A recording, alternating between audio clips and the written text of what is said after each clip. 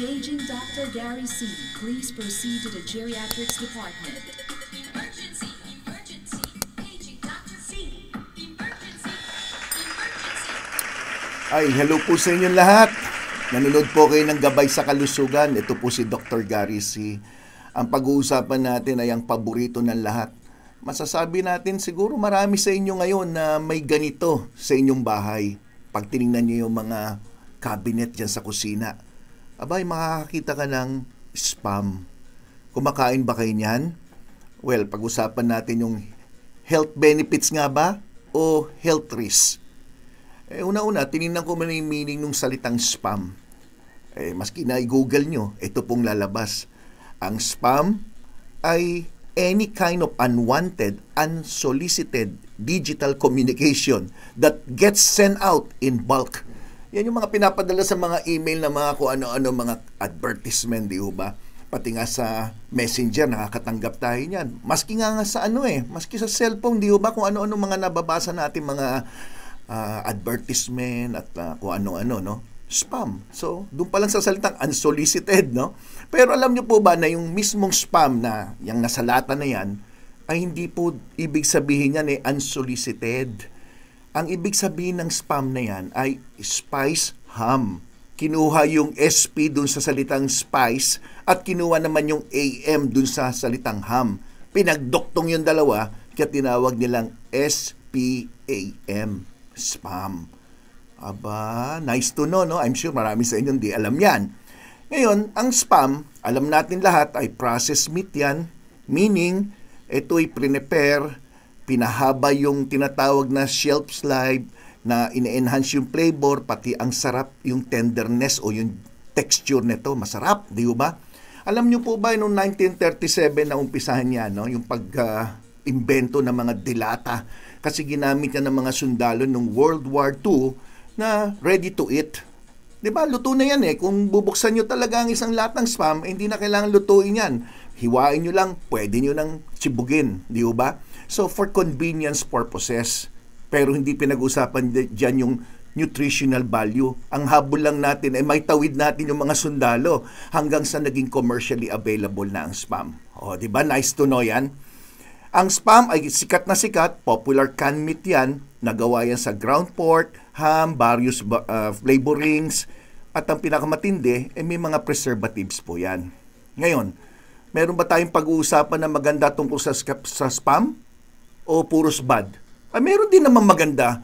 Relax lang kayo, hindi ho ito panira sa spam, kundi ang sineshare ko po sa inyo ay base na po sa dami ng naglabasa ng mga article at pati studies. At yung link, linagay ko na po dyan sa video description para kung hindi kayo naniniwala sa akin, kayo na ho magbasa ng mga link na yan. Okay. So, ang pinag-uusapan natin na spam, alam natin ay meat mixture combined with preservatives, flavoring, at yung mga kasama niyan, asukal, asin, potato starch, sodium nitrate, yan yung ginagamit na preservative. Ito'y linata, close and vacuum sealed. Yan po yung spam. Huwag niyo sabihin na, may sarap ikaw talaga, Dok, kontra ka ng kontra. Huwag kayong mag-alala, kumakain din naman ako niyan Okay. Pero, sasabihin ko lang sa inyo, yung mga facts, bahala na po kayong maghusga. Kasi may iba sa inyo, ay, paborito ko yan. Sinisiraan mo. Hindi po, kumakain din ako niyan Pero, pag-usapan lang natin yung facts. Okay. Eating processed meats has been associated with long list of adverse health conditions. Alam naman natin lahat yan, di ba? Dito sa Gabay, palagi ko sinasabi, limitahan ng pagkain ng processed meat. Hindi lang pinag-uusapan ng ganitong brand, no? Kundi lahat ng brand na nasa lata. Kasama na pati yung tapa, langgunisa, tosino, kasama yan, processed meat yan Bakit? Kasi may isang pag-aaral po, ito po'y base sa pag-aaral. Out of 448,568 na adults, nakitaan na kumakain ng mga processed meat, na-link po sila sa higher risk na magkaroon ng diabetes and coronary artery disease o mga problema sa mga ugat sa puso. Yan po'y pag-aaral. May isang pag-aaral din na lumabas, Ito'y malaking pag-aaral po ito na nalaman nila ang processed meat ay associated with higher risk of colorectal and stomach cancer. Kadidiscuss ko lang po yung tinatawag na colon cancer, di ho ba? At pwede pala yung sa pagkain ng mga processed meat. Ito pa, processed meat has been tied to higher risk of other conditions tulad ng chronic obstructive pulmonary disease o COPD and high blood pressure. Alam natin lahat yan. High blood pressure hindi pwede sa mga dilata na mas medyo sobra sa asin. Okay. Ito nakakapagtaka. Marami nagsasabi, Doc, hindi naman siya naninigarilyo. Wala naman kaming lahi ng COPD or chronic obstructive pulmonary disease. Bakit siya nagkaroon? Ito na po, pwedeng isang dahilan. Unfortunately, hindi naman tayo interesado malaman yung mga pwedeng mag-cause ng sakit. Pero pag may sakit na tayo, gusto natin malaman bakit tayo nagkasakit. Ganyan ang totoong buhay, di ba? Ngayon, ang spam, it contains sodium nitrate. Ngayon, papaliwanag ko lang sa inyo kung ano itong sodium nitrate. Ang sodium nitrate ay hindi yung ordinary lang na salt, no? Hindi yan yung table salt na sodium chloride na tinatawag. Ito'y ginagamit ng lahat ng mga pagkain na kailangan i-preserve para humaba ang buhay nitong pagkain na to. Ibig sabihin, matagal ang shelf life na tinatawag. Kaya ang dilatang spam, matagalan yan. Hanggang 5 taon, pwede mo pang kainin yan kung tutuusin. So ano ba itong sodium nitrate na to? Tingnan nyo po, itong mga sinasabi ko, kung meron kayo sa bahay ngayon na spam o maski na anong dilata, tingnan nyo lang po kung meron nakalagay dun sa label na sodium nitrate. Kasi ito po'y common food additive na ginagamit to prevent ang pagtubo ng bakterya to improve the flavor and the appearance of the product. Ang sodium nitrate, pag na-expose yan sa matinding init, siyempre pag niluto nyo, with the presence of other amino acid sa beef, no, o mga protina na laman ng beef na yan, ay nakoconvert itong mga nitrates na to into nitrocyanamine. Ito po ang pinakadelikado dahil ito po ang napatunayan nagkukos ng maraming bad effects sa ating kalusugan. One review na 61 studies ginawa na link ang high intake ng nitrates and nitrosamine sa higher risk of stomach cancer. So magtataka na naman tayo, pag may stomach cancer na, tatanungin natin, saan kaya nanggaling to? Bakit ako nagkaroon? Yung pala, mahilig kang kumain ng dilata at baka isa to sa paborito nyo. Huwag kayong mag-alala, hindi ko naman sinasabing bawal kumain ng isang piraso o isang maliit na slice ng spam eh. Ang sinasabi ko lang, may tamang dami. At ipapaliwanag ko po yan mamaya. Kaya makinig lang po kayo. Another large review na laman ng nitrate o nitrite ay nagkukos ng high risk din na magkaroon ka ng thyroid cancer and brain tumor. So, dun pa lang sa mga sinasabi ko, Dok, paano yan? Linggo-linggo, kumakain ako ng 1-2 hiwa ng spam. Mamaya, paliliwanag natin yan. Others research, napatunayan din na may link din ang pagkakaroon ng type 1 diabetes sa mga bata na pinapakain nyo ng spam. Particularly, itong research na to ginawa dito sa spam. Okay. Ang spam ay loaded with sodium. Ito na yung pinag-uusapan natin, alat. Alam natin lahat na pinagbabawal ang sobrang pagkain ng maalat kung kayo ay may high blood, kung kayo may problema sa bato, kung kayo po ay nagmamanas at marami pang ibang sakit. Bakit? Ito po yan. Ang spam ay mataas po sa sodium. Ang isang pack po nito ay halos 1/3 na ng inyong daily recommended allowance sa single serving. Ulitin ko po, pakinggan nyo maigi ito. Ang single serving ng spam ay katumbas po yan ng mga 2 slices. 2 slices. Kung dinivide mo ang spam sa 12 na piraso. Imagine nyo po itong sinasabi ko, meron kang spam. Diba? Mga ganyan ang itsura niyan. Hiwain nyo sa 12 na piraso. 12 na equal size. Yung 2 piraso nun, ang tawag 1 serving. Equivalent to 56 ounces. 56. Okay. Ngayon, yung 56 ounces, alam nyo po ba kung ilan ang laman niyang alat? Nasa 700 plus. Ang allow lang sa isang pasyenteng may high blood ay hindi lalampas ng 1,500. Ang normal ay 2,300 per day. Sa mga may high blood o sa mga may edad, 1,500 maximum. Pero ang target sana, 1,300 hanggang 1,000 milligrams lang per day. Lalo na kung ang blood pressure nyo ay hindi kontrolado. Okay. So, ang ibig sabihin, 1/3 na ng daily requirement ninyo sa katawan, 700 plus, ang kinain yung alat dun sa 2 piraso o 2 slices. Ano ba sabi ko, di ba 2,300 per day lang ang normal na individual, normal, bata o matanda, basta normal, walang sakit. Kung 2, 3, 700 na, pagpalagay natin 700 sa 2 slice, di kumain ka ng 6 na slices nun is 2,100 na, tama ba? Which is kalahating lata na po yung 6. Tama ho ba? Ulitin nyo 12 ang isang hiwa nyo, 12 na piraso. Kinain mo yung 6, sa 2, 700 na, di 2, gawin mong 6. O di 1,100, more or less. Di ba? High salt intake impair your blood flow. Lalo na sa mga salt-sensitive na individual. Sino yun? Kadalasan yung mga may edad. Kaya nga, konti lang nakain nilang maalat, nagmamanas na sila which can cause bloating and swelling. Yan. Ngayon, bukod doon, ang spam ay high in fat content.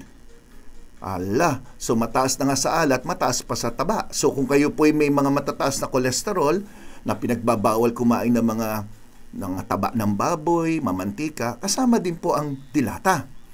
Spam, high in fat and calories, but low in protein. Frequently eating spam without adjusting your other diet, yung iba nyong kinakain, napaka-easy na mag-gain kayo ng timbang. Di ba?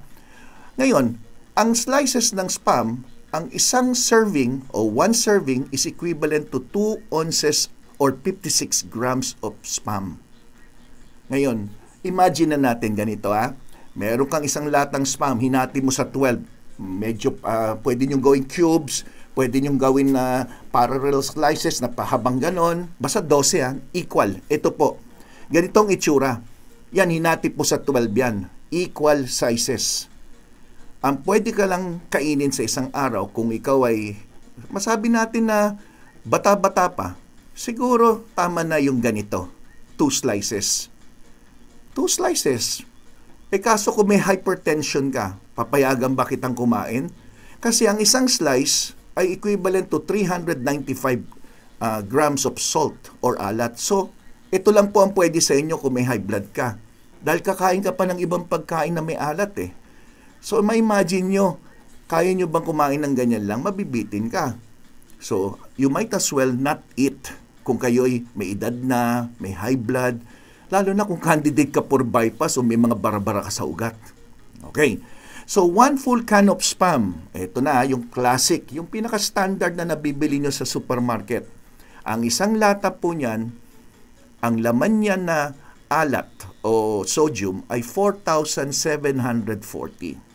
Kunin nyo na yung calculator nyo. 4,740 divided by 12. Kasi 12 slices, di ba? Lalabas dyan sa calculator nyo, 395. Sige, tingnan nyo kung tama ako.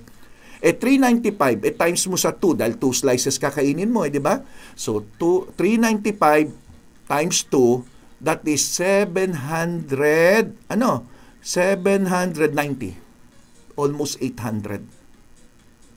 Ang pwede lang sa'yo, 1,300 per day. Hindi ka na ba kakain mamaya kung nag-almusal ka ng spam? Di ba, kakain ka pa tanghalian, kakain ka pa ng hapunan? Di patay na. Yari. Ngayon, ano ibig sabihin ng 4,740 na yan? Yung isang buong lata. So, pag kinain ng isang tao ang isang buong lata, 200% na ng sodium requirement nyo per day na yan. Sobra-sobra na po kayo. So, pwedeng atakihin ng high blood ang isang tao na kumain ng isang buong spam. Ayan. Mag-isip-isip na po kayo Ito po'y base sa FDA guidelines. Ngayon may magsasabi sa akin, Doc, may paraan yan. Ang bibiling ko, syempre yung light, yung spam light. Sige, pwede. Pero alam nyo po ba na ang spam light, ang isang lata na spam light, binabaan mo yung calories, binabaan mo yung fats, binabaan mo yung sodium. Alam nyo po kung ilan ang laman ng isang latang spam light? Kung 4,740 dun sa regular, sa Spam Lite, 3,480. Eh di mataas pa rin. So isang lata pa rin nun, lampas-lampas na rin po kayo sa daily requirement ng salt ninyo sa katawan. So binabalang niya yung calories, na ang calories po ng Spam regular 180 calories, ang Spam Lite 110 calories. Aba, very good. Mas mababa. So kung kakain ka ng Spam Lite, pero 1 to 2 servings lang, o 1 servings which is 2 slices, mas healthier yan kung tutuusin.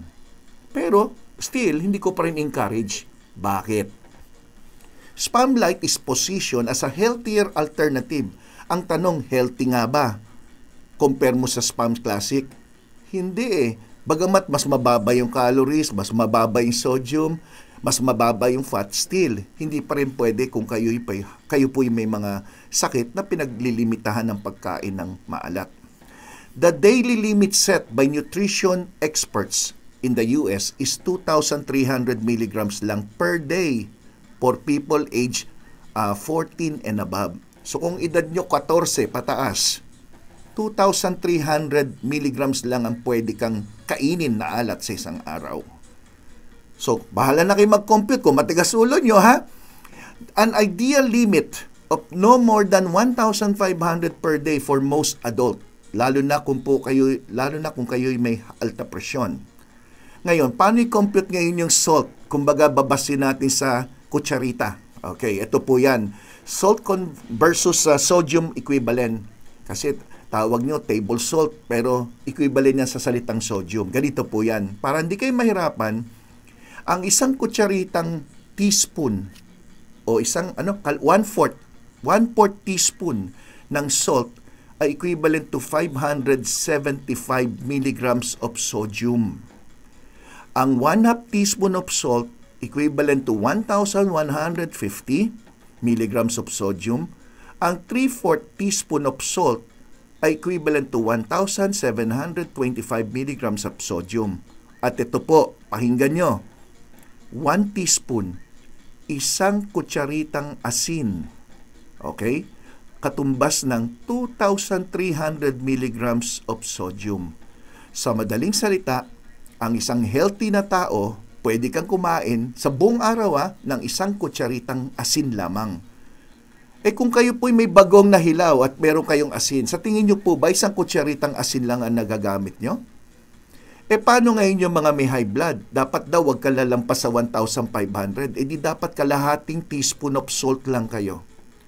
Para may idea po kayo, kumurot ka ng asin na pino. Asin na pino, isang kurot ng gano'n isang kurot. Tapos na po yung pang isang araw ninyong alat. Yun po ang delikado sa pagkain ng sobrang spam. Ngayon, ang tanong, ano yung konti? Ano yung pwede? Ano yung, Dok, minsan lang, tikim lang, konti lang. Eh, minsan sinasabi ko sa pasyente, pag bawal, bawal.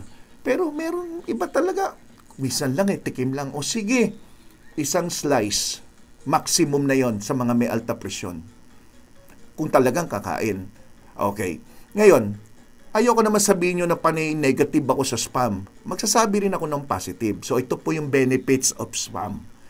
Ay, nako yan. Interesado na kayo dyan. I'm sure. Benefits Okay.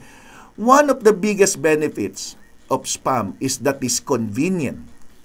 And it's easy to prepare. In short, yan yung pinaka-benefit lang niya. Aba, hindi ka na magluluto, hindi ka na mamamalengke, nandyan na, ready to eat na. Kung ayaw mo nga lutuin, kung talagang nagmamadali ka, doon mismo sa lata, buksan mo, kainin mo. Makikita nyo, may mga sebo-sebo. Okay. Pero pwede kainin kung tutusin, kung wala ka ng choice. Katulad ng mga sundalo nung panahon ng World War II, yan ang baon nila. Doon na uso nga mga canned goods Okay. Yun ang isa. Pangalawa, syempre, ang dilata na ganyan, mahabang shelf life or stable yung shelf life. So, maski na 5 taon nandyan, as long as nando sa lugar naman na hindi siya maiinitan or whatever, pwede naman makatulong yan na mabilisan, stable na pagkain. At syempre, yung iba nga sinasabi, walang choice. Sige, pwede naman kung tutuusin. Very simple to stock it up kung may panahon ng bagyo, isang buwan man lang bumagyo, meron ka sa bahay. Yan yung mga advantage. So, spam, convenient, shelf-stable, highly versatile, and can be added to other dishes. So, may mga iba nagluluto ng mga parang fish cake. Nilalagyan nila ng kimchi, nilalagyan nila ng konting slices ng spam. Okay rin, pwede rin naman. O kaya, meron ako nakikitang yung mga, ano ba tawag niyo, mga Japanese food, spam nakalagay, nakabalot ng seaweeds. Pwede rin, no? Variety, kumbaga. Pwede naman, pero wag niyo dadalasan.